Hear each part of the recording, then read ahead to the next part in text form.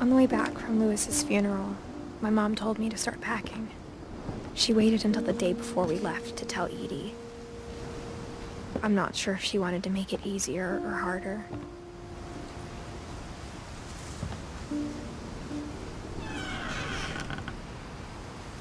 I wish we'd stayed. But I understand why we left.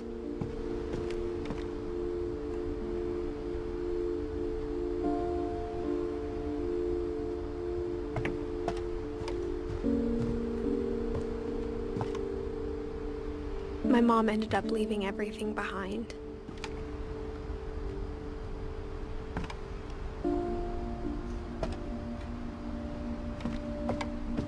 What happened that night had been coming for a long time.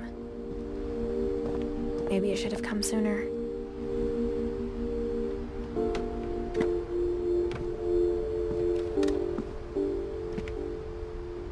But it had to end one way or another.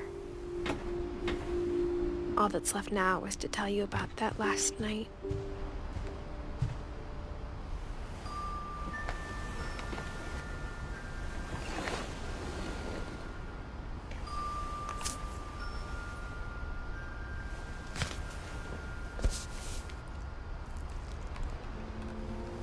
That whole last day, Edie just watched us pack and didn't say a word. Until supper, when she raised her glass and said, "To our final night together, and all our final nights apart." Grandma, you know what I said about alcohol. Some of your medications are very Edith, specific. I left a present for you in the hallway. Why don't you go open it? The grown-ups have to argue now. I'm sorry, you're right. We're all leaving tomorrow. Let's just enjoy our last... I'm not leaving. Edith, you're excused.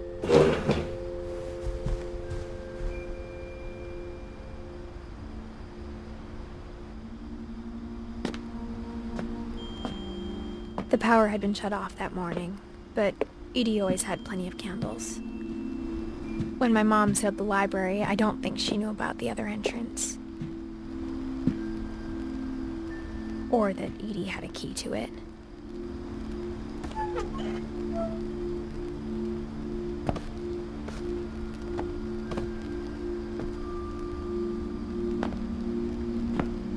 That thing you're afraid of isn't going to end when you leave the house. Edith has a right to know these stories. My children are dead because of your stories. I think it's best if Edith and I leave tonight. We'll have the nursing home send a van for you in the morning, okay?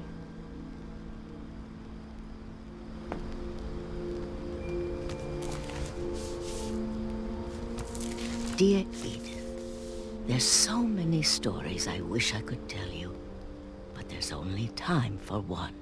This is about what happened on the night you were born. That night, the tide went way, way out.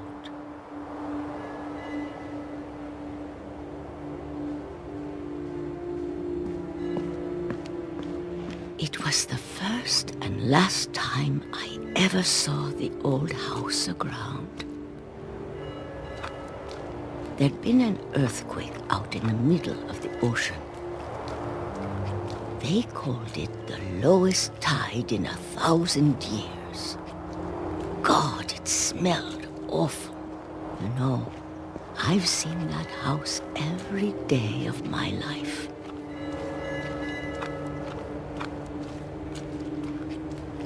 But I never thought I'd go back to it. When the fog rolled in, I lost my way.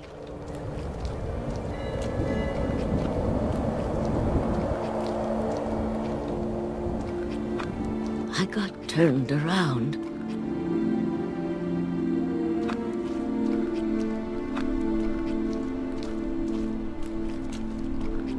I started seeing things.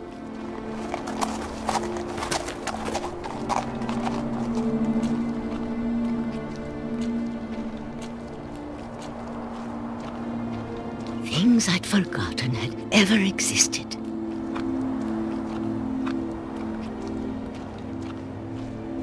When I saw them, they felt like old friends. That night, a lot of things came back to me. Or maybe I came back to them.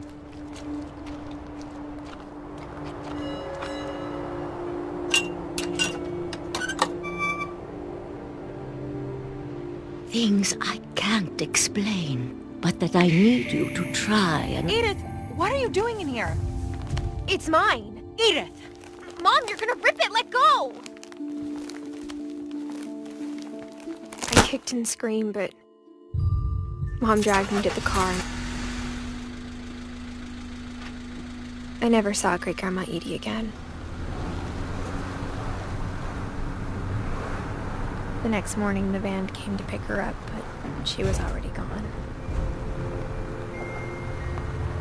After that, we moved around a lot.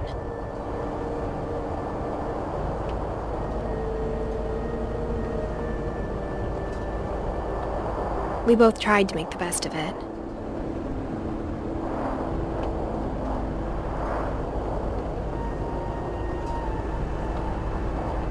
A few years went by.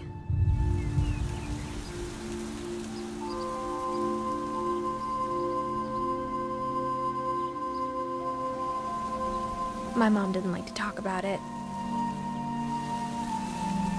but she started getting sick a lot.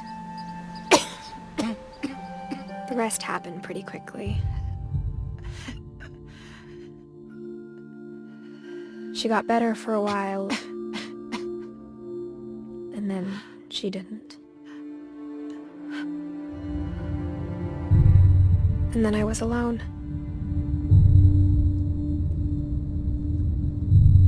The last Finch left alive.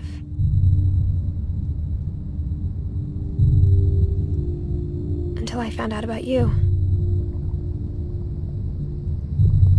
I'm still not sure what to tell you about all this. If we lived forever, maybe we'd have time to understand things. But as it is, I think the best we can do is try to open our eyes. And appreciate how strange and brief all of this is.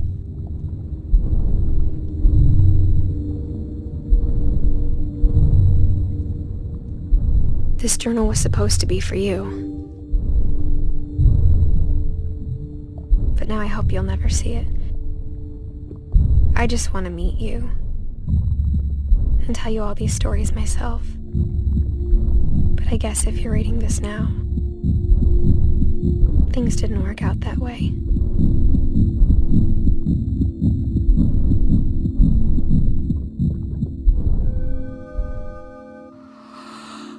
This is where your story begins. I'm sorry I won't be there to see it.